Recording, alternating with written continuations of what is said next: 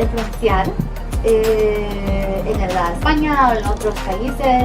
¿A qué es importante para ti o para su hija?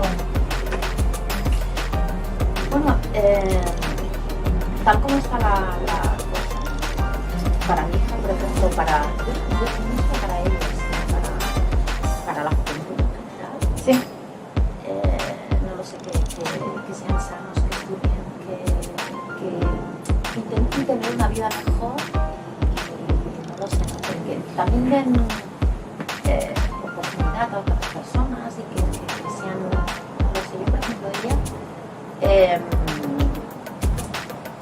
quiere estudiar en varios países, ya ha estado en Londres, Sí. y ya sí que habla un poco.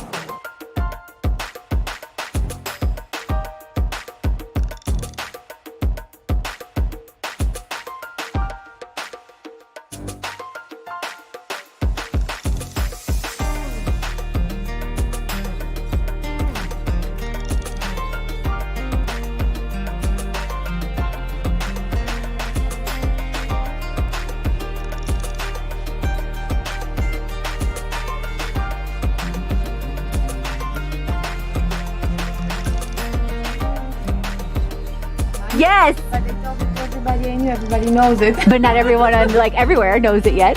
So keep going.